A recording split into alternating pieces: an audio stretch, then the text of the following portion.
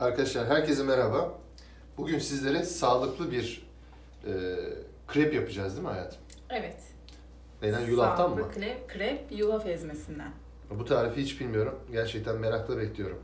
Neler Çok var basit, malzememiz? herkesin yapabileceği bir şey. Kahvaltılık, kilo aldırmayan.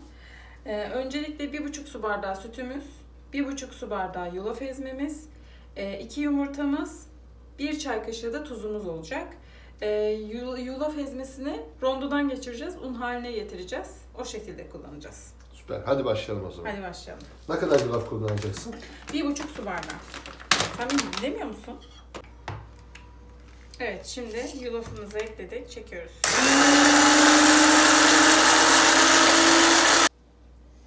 Evet, rondodan geçirdik, un haline getirdik. Bir bardak yulaf kullandık. Bir bardak yulaftan ne kadar çıktı? Yulafını. Bakıyoruz. Dökmüyoruz. Dökmüyoruz deyip dökmek.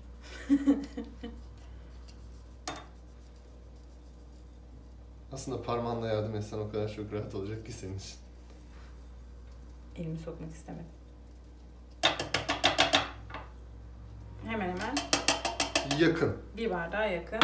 Bir Bu bardak kadar daha daha kullanacağız. kullanırsak 1,5 su bardağını elde etmiş olacağız. O zaman bir bardak daha yulafını elde etmek için rondoya atıyoruz. Evet. Evet arkadaşlar, şimdi yulafı un haline getirdik. Şimdi karışıma başlıyoruz. Evet. Öncelikle 2 tane yumurtamızı koyuyoruz. Ve bunu çırpıyoruz.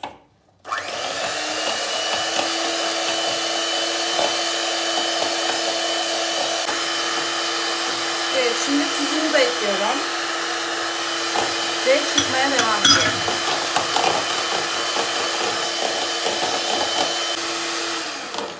Evet. Evet. Bir 3 dakika çırptık. Çırptık. Böyle köpük köpük oldu. Göz göz görülüyor artık Aynen. yumurtanın Şimdi çırpıldığı. 1,5 su bardağı sütümüzü ekliyoruz.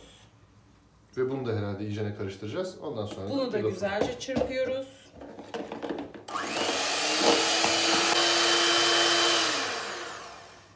Evet.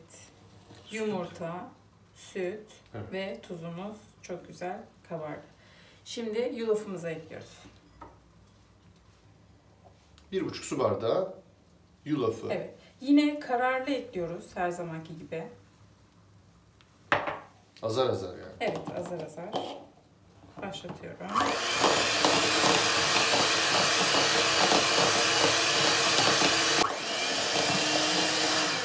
Şimdi kalanının tamamını ekliyorum.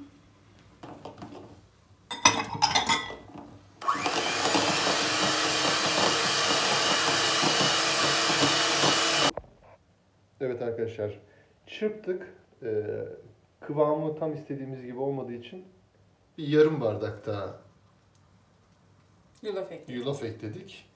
Yani yaklaşık olarak 2 su bardağı yulaf, 1,5 su bardağı süt eklemiş olduk. 2 adet de yumurta. Bir tatlı kaşığı da tuzumuz var. 1 çay kaşığı. 1 çay kaşığı Evet. tuzumuz. Tamamdır. Şimdi ne yapıyoruz? Şimdi Ocağın altını yakacağım. ocağın altını yakıyoruz. Ocağın altını açtık. Şimdi pişirmeye başlıyoruz krebimizi. Evet. Çok az yağ damlattık. 1 tatlı kaşığı kadar. Şimdi yağın ısınmasını bekliyoruz. Daha sonra yulaflarımızı ekleyeceğiz. Evet, şimdi tavamız ısındı. Tavanın dibini örtecek kadar karışımımızdan ekliyoruz. Çok kalın ya da çok ince olmamasına dikkat edersiniz.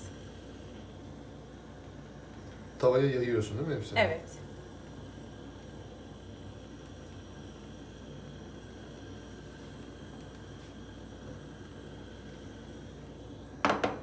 Bu şekilde pişmeye bırakıyoruz. Evet, şöyle bir spatula yardımıyla bakıyoruz kenardan. Zaten tavanın üzerinde kayıyorsa olmuştur. Ters çeviriyoruz. Pişmiş durumda. Şimdi ters 2-2,5 dakikada bir tarafı pişiyor diyebiliriz. Değil mi? yaklaşık. Aynen. Şimdi diğer tarafını pişiriyoruz. Evet. Arka tarafı da piştiğine göre Evet. artık Şimdi alabiliriz artık tavamızdan.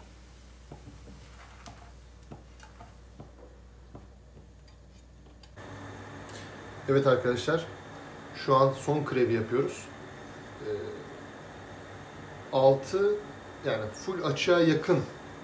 Aslında orta ateşin bir tık üstünde pişiriyoruz krepleri. Yulaf da zaten bekledikçe böyle o karışımın içinde iyicene şişiyor. Daha böyle kendisini göstermeye başlıyor. Şimdi çevirebiliriz altını. Son krebimiz de en kallavi krebimiz oldu. Gerçekten tadına bakmak için sabırsızlanıyorum şu an. Aynen. Güzel pişmiş. Bakalım. Tamam, piştikten sonra tadıma geçeceğiz birazdan. Evet, artık o tarafa da pişti mi bir bakalım. Hemen bakıyoruz, çeviriyoruz. Ve Ocağın gayet altını güzel kapatabiliriz pişmiş. artık ve tabağımıza ekleyelim. Evet, artık sağlıklı kreplerimiz hazır. Şimdi tadıma geçiyoruz. Sağlıklı tadıma geçelim. Evet. Şöyle bir içini de göster hayatım bize. Gayet güzel. Harika. Bakalım Evet. tadı nasıl? Bakıyoruz. Şimdi bizim evde kural şu. Kaydı kim yapıyorsa kamera arkasındaki bulaşığı yıkar. En çok tadımı da o yapar. Müsaadenizle. Şimdiye kadar hiç böyle bir krep yemedim. Yani yulaflı krep, Ben de sağlıklı ilk kreple defa- normalde işim olmaz ama diğerinden farkı yok. Aynı. Normal diğer Hiçbir fark krepler yok. nasılsa bu da aynı öyle. Ve bunun içinde şeker yok. Tavada çok az yağ var. Un zaten yok. Gerçekten diyet yapanlara, sağlıklı beslenenlere önerebileceğimiz bir kahvaltı ürünü oldu. Videomuzu beğendiğiniz için çok teşekkür ederiz. Kanalımıza abone olmayı unutmayın. Bir sonraki videolarda görüşmek üzere. Hoşça kalın. Hoşça kalın.